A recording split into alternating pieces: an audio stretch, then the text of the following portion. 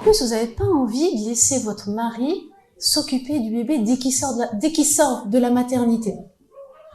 Ah non, non, non, non, c'est trop fragile, non, il va pas savoir, non, que c'est moi qui va... Ben non, c'est le papa aussi. Vous savez, quand on veut créer du lien entre un père et son enfant, ben il faut lui mettre l'enfant dans les bras. Il faut qu'il lui donne le biberon. S'il n'y a pas de biberon, que c'est la tétée, ben qu'il change les couches, qu'il l'emmène au dodo, qu'il le prenne dans les bras.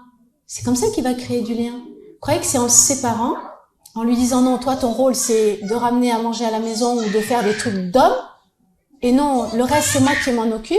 Est-ce que vous pensez qu'il va créer du lien avec son enfant? Ce qui fait que si jamais il y a quelque chose qui se passe entre vous, ben il va se déconnecter de ses enfants parce qu'il n'a pas créé de lien. Donc il n'y a pas d'affect qui s'est créé. Donc c'est important d'impliquer le papa dès la sortie du ventre. Oui, on va vous dire pourquoi c'est pas son rôle. Ben si, vous l'avez fait à deux, hein, vous l'avez pas fait tout seul le petit. Hein. Donc oui, faut l'impliquer. Et c'est comme ça qu'il va prendre du plaisir. Donc si vous impliquez pas, ben c'est sûr qu'à un moment donné, pourquoi il m'aide pas? Ben posez-vous la question. Quelle place j'ai donnée au papa dans la vie de mes enfants? Ensuite, c'était quoi l'autre? C'était ça? Par rapport à l'affection, là? Par rapport à l'affection. Voilà. Là.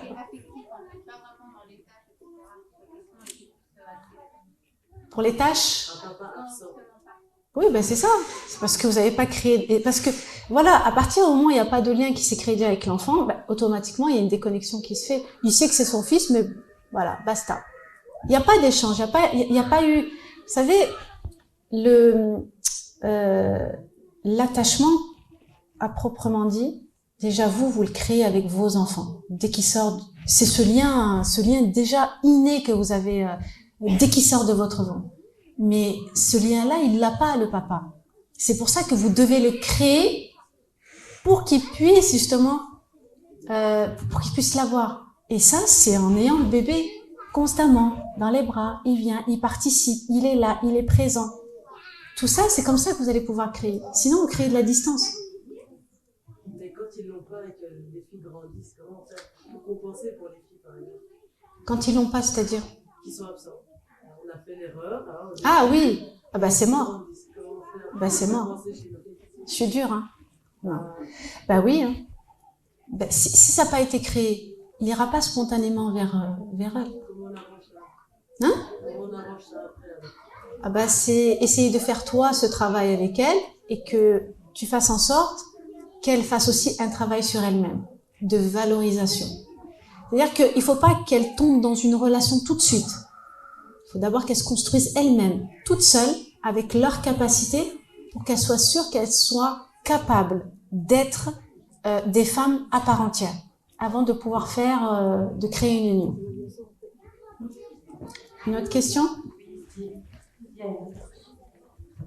Ça va. Comme celle-là. Pas encore apprendre. Mais bien sûr. Voilà, donc, Subhanallah, on est la communauté d'Iqra. On ne cesse d'apprendre, on ne cesse d'apprendre. C'est pas, ne vous bloquez pas sur l'âge. Vous avez toujours le temps et cette capacité d'apprendre, quelle que soit la chose. Vous savez, maintenant, quand vous voyez dans les entreprises, ils continuent à faire de la formation continue. Les enseignants, ils continuent à faire de la formation.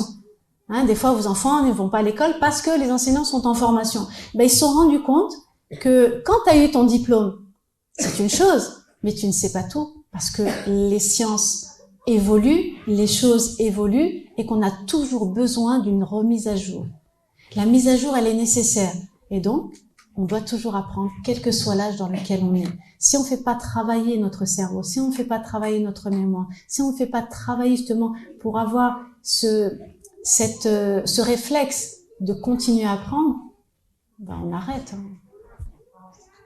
Si on doit bien se mettre dans la tête qu'un adulte ne peut rien faire. S'il n'a pas de déclic, il n'a pas de déclic. Je parle des papas en général. S'il n'a pas de déclic, on ne peut pas le changer. Non, un adulte, on ne peut pas le changer. On ne peut pas changer les gens. Un enfant et des adolescents, on peut encore travailler. Tu peux travailler dessus en collaborant avec eux. Mais il faut les écouter. Les ados, c'est l'écoute. Hein. D'accord. Et on doit aussi déléguer ou pas déléguer Déléguer quoi? la responsabilité, tout ça. Ben, il faut déléguer les responsabilités. Ça, c'est depuis tout petit, hein, il faut le faire. Parce À que c'est... l'adulte, non, je parle à l'adulte qui n'a pas encore eu le déclic. Est-ce qu'on doit, malgré cela, lui laisser de l'espace, lui déléguer les... Quel âge l'adulte? Ah, le papa? Ah, mais ça, il faut parler. Hein. La communication. Ah, il faut parler. Il faut parler. Il faut essayer de mettre à plat ce qui ne va pas. Pas le mettre en cause lui, juste mettre à plat ce qui ne va pas. Parler de ton besoin et voilà, essayer de trouver un terrain d'entente. Je pense que c'est la clé de toutes les mamans là, qui sont même mariées ou bien solo, c'est de devoir communiquer avec ou leur conjoint ou leurs enfants. De toute façon, il faut bien comprendre que votre conjoint, il est ce qu'il est. Vous êtes ce que vous êtes. Et personne n'est en mesure de pouvoir vous changer. Ce qui peut se passer, c'est juste qu'il y ait une prise de conscience pour faire un effort pour essayer de trouver un terrain d'entente. C'est ça qui peut se passer. Mais le reste, c'est pas possible. On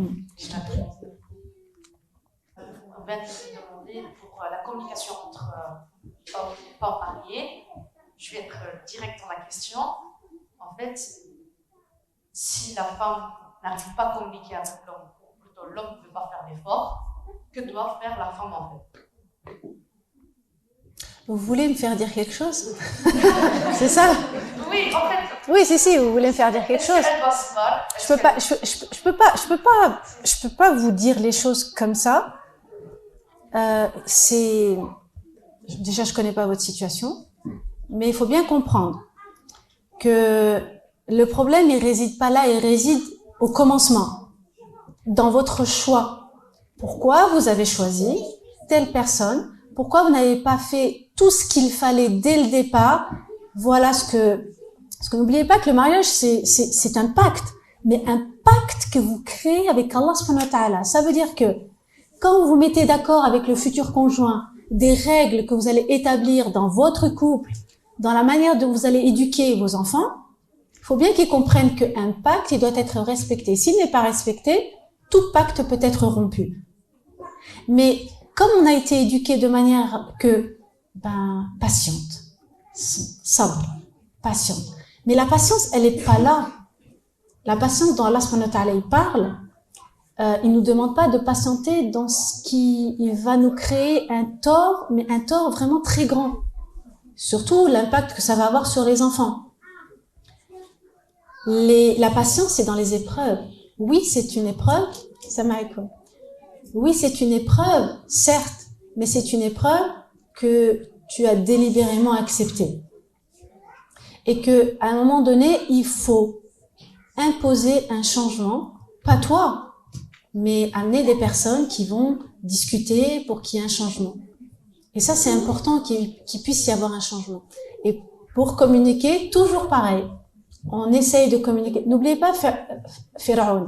Allah subhanahu wa ta'ala, il l'a pas condamné tout de suite. Il l'a laissé. Et pourtant, c'est son pire ennemi. Et pourtant, il a dit à Moussa, avec Haroun, d'aller le voir, d'aller parler avec lui d'une manière douce et mielleuse. Peut-être craindra-t-il. Hein? Donc, il faut essayer d'amener des médiateurs, pas la famille, des personnes étrangères. Médiateurs qui vont venir trouver les mots pour essayer de changer les choses.